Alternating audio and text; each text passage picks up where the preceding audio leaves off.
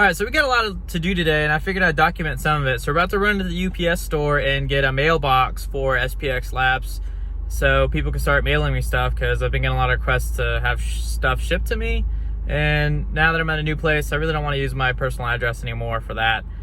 So that's going to be first up on the list, so we're going to run in here and do that. And then we got to go to Home Depot and turn in the old house keys at the new place, and we'll kind of film like periodically through there and a bunch of other stuff. So I'll see you guys in a little bit. All right, and well, bam, we have keys to the UPS store, so I have my own address now for SPX Labs. And now we're on our way to AutoZone, because I kind of got things out of order or whatever. I don't remember what I said in the previous video. I'm all confused now, but well, whatever. On to the next thing. All right, so we just rolled up to AutoZone. No idea if I'm supposed to park it back to drop my oil off. I've never recycled oil before, but I assume that they'll want my oil in the back of the store, so that's where we are. So I assumed wrong. They don't let you through the back of the store to recycle the oil, even though the oil container is next to the back of the store. So I got to move my car, bring it to the front, and then bring the oil around.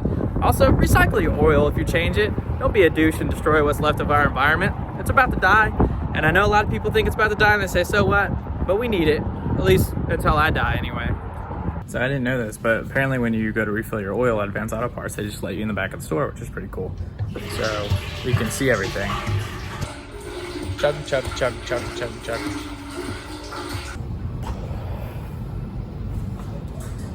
Getting there.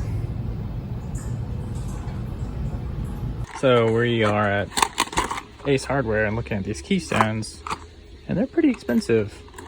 Almost $24. I could get a patch panel for that kind of money. So I think we're gonna pass on this for now and maybe come back. Well, I say that, but I do want to run to Home Depot real quick and see if they have more options. Okay, so I may have gotten carried away a little bit after I left Home Depot. So I dropped the keys off at the old old house with the landlord, and then I just kind of got home and it was like, oh, I'm gonna wash my car. So I washed my car, did some chores around the house, and then I also decided that I would hook up one Ethernet port, which then turned into 2 Ethernet ports, which then turned into 3. So I got a little carried away, like I had mentioned, but we can kind of take a look at where I left off and we'll continue. So let's do that. All right, so I decided to pick up a 5-pack of these Cat 6 jacks. I actually got a few. So we got these for inside the closet as like a temporary measure, for no reason in particular, just because they say Cat 6 and are white. And I decided to get blue ones, so that way for the walls I can have Cat 6 and they'll be blue, because I thought that was cool. And they were just as expensive at Home Depot as they were at at Ace Hardware. So I was already there and decided to get that. And I picked up some other stuff, and we'll show that in a second.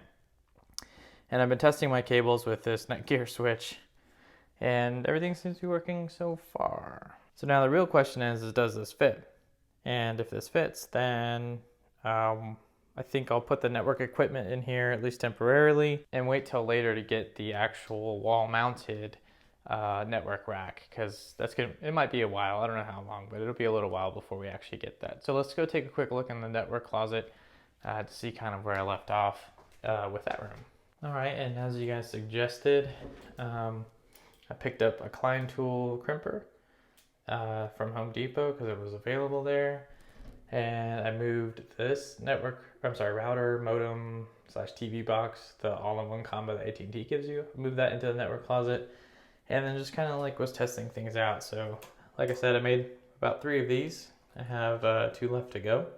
So maybe I'll do a little filming of me actually making cables. And yeah, it's about how they turned out. So I kind of went back and forth on deciding whether or not I should get one of those patch panels to just like kind of temporarily put up, but decided not to. And I'll just wait until I don't get a network rack to go over this area. So we'll do that.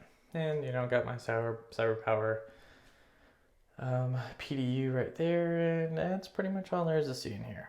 Okay, so with the new 4U server, it takes up some space here, so we literally won't be able to mount anything, so that means everything basically has to move up. Now I could tighten up the space a little bit because there is a gap here. This could drop down, but that's not really going to do anything for me because the rails, I call them rails, it's more like a shelf. The rails are sitting on protrude a little bit. I don't think you guys will be able to see it. So there's a little shelf it sits on basically, or lip it sits on, and that adds like about a centimeter, if that, not even a centimeter, and it raises it up. So anyway, long story short, it wouldn't fit here anyway. And I think with the idea of getting a network rack anyway, we don't really need the shelf, and we'll probably just lazily sit the USG on top, and then we'll have the network switches. I don't even know if I'm going to mount them here. I may just lay them on top of this. So this whole thing may not even matter. But one thing I do want to do is actually remove these, because these come with the 10 gig switch and also the 150 watt 24 port switch that Ubiquiti has. And I don't really like mixing and matching my nuts and screws. So I think I'm going to go ahead and remove those first and get rid of the shelf as well. Let's do this. You guys wanted me to get power tools, and I got power tools. And now this is super easy and quick. No more lengthy screwdriver sessions. People ask me all the time how loud the Unify XG switch is. It's the 10 gig one. So today we're going to answer that. So let's take a quick look at the setup and the surroundings, and then check the app for the decibel read. So it's sitting on the rack. I would say it normally sounds like this right here. You guys probably can't hear it. Yep, can't hear anything. Well, I'm guessing you can at least. And I would say it always operates at about this loudness, and even under use with all four ports of all of these four ports used, and those two in use as well. So let's take a step back and see what the phone app says.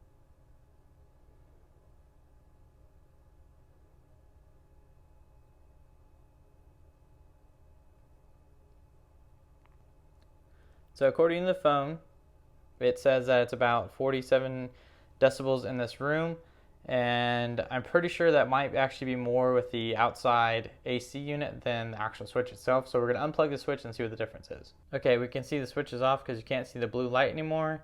And let's see what the decibel count is now.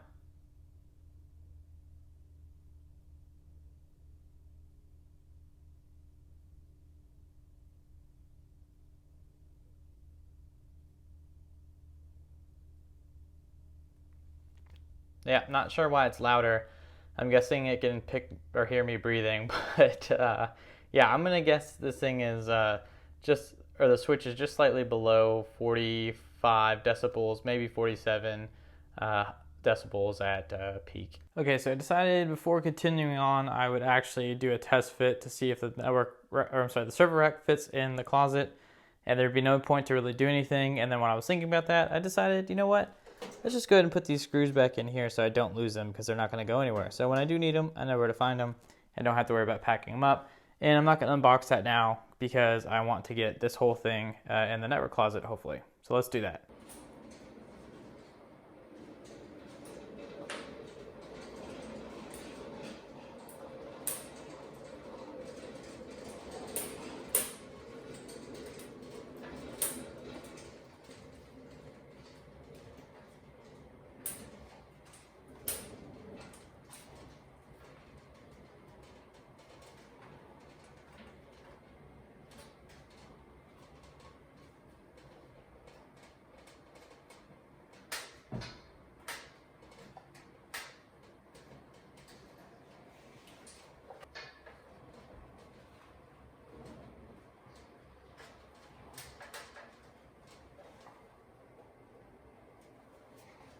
Alrighty, it seems to fit perfectly fine. Just like no room back there anymore. And there's probably about like maybe 1.5 inches on both sides, but yeah, it fits. Got plenty of room to work. And then eventually the network rack can go up there. Pretty cool. So I guess all that's left to do is hook this stuff up and that, but I don't think I'm going to do that today because I do know that I have to play around with the AT&T router configuration before I can just plug this in. So I think I'm going to do that in a separate video, and then we'll just make like one of these and then call it quits for the night. So let's go ahead and do that. So again, the reason why I settled on these keystones is just simply because I didn't know how long I would go without having a network rack. So they're pretty simple. They're color coded for our convenience, and there's the A/B color coding. I'm not really sure the difference between A and B, but I'm just going to follow instructions A here, and that should work as long as I do it on both ends. So let's go ahead and do that and make ourselves some cables. So I'm not an expert at this, so you guys can judge me as harshly as you want, but I like to give myself some room when I strip. So their cable's kind of in the way. I think it should be good. I hope I'm in scene. There we go. And we're gonna peel all of this stuff. So one thing that's kind of funny about this place is they have two different types of cable run. So they have some shield or some ported cable. I think this is shielded maybe. And then they have other cable that has absolutely nothing in it. It's definitely cheaper. So look, I have to go get some scissors to cut all this stuff out. This piece of plastic, and also this wow, what is this stuff? It goes in body armor. I can't remember the name of it, but whatever, I'll be right back. Okay, so I couldn't find my wire cutters or the good scissors, so we're gonna use the worst possible pair of scissors ever to cut this Kevlar here. Oh yeah, I remember the name while I was away. So, wow, that stuff, this scissors suck. And trying not to cut the cables. There we go. And then we just have to untwist them all. Okay, so if I remember correctly, the green goes in back and the blue goes towards the front. Orange is in the back and brown is also towards the front of the keystone. So let's go ahead and start doing this. So I don't know the best way to do this. I just kind of, I don't know, do it. And I'm sure you can find good instructionals from people who really do this. Maybe not necessarily for a living, but professionally even, or have done it professionally. I think I cracked one of the wires here. That's not good. Oh, come on. There we go. Oh, I can't remember if it's orange. I think it's orange and then orange white. I don't remember. Now, I didn't get a punch down tool, and what's really cool about these keystones is they come with a punch down. So I didn't have to buy one, so I saved some money there. So I'm gonna punch all these down. Man, I really hope I'm in frame. I really hope I do this cable right. And voila, we are done. So I'm just kind of doing it one more time just in case. Now we're going to cut all the ends off with my really crappy scissors, which is somewhat up to the task. Looks like it's going to leave a lot of excess. I really wish I could find my wire cutters.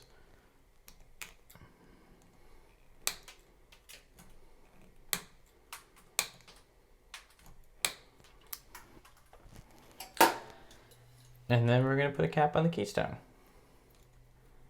And we're done. That simple. So in theory, if we tested this and we knew what room it went to, we should be good to go. So I think I need to get a label maker too, because I don't really know where all the rest of these go, and I need a cable tester or something to do that. I'm actually going to do the last one off camera because this isn't really interesting in my opinion. So we'll move on to something else. All right, so we got a lot done today. I felt like I was driving all over town. Did all sorts of things. So I did get a new address, which I'll link in the comments if anybody wants to send me a box of dicks or really anything at all, even if it's just a checkout, maybe a cool shirt that you want to see me wear or whatever. Or, you know, just anything. So that'll be in the comments, and I think we're going to stop here for the night, and then we'll pick up again probably in a couple of days. I'm not sure. I need to do some research and figure out how I'm going to get the USG to work with the AT&T modem. I'm not sure how to do that, or I'm sorry. I'm pretty sure it's not as easy to do as it is with Google, because AT&T, as you probably know, is a crappy company. And we'll probably do a separate video, kind of like I did with Google, where I have my own AT&T video and then a Google video. Like, they're just their own little things, versus like an entire network thing. But I don't know, we'll see. So lots to do, lots to plan. We still got to talk about 2 servers. There's the Ryzen server that I think I spilled already, and then also the old Xeon server. And then we got to talk about how that's all going to work in that room, and just blah, blah, blah, blah, blah, blah. Lots to come, lots to come. So vlogs first, then the real stuff, then more vlogs, and then, I don't know, something in between. So thanks for watching, guys, and I'll see you on the very next episode. And by episode, I mean the next video, because I don't do episodes, I guess. Well, I kind of do. I don't know. Whatever. See ya.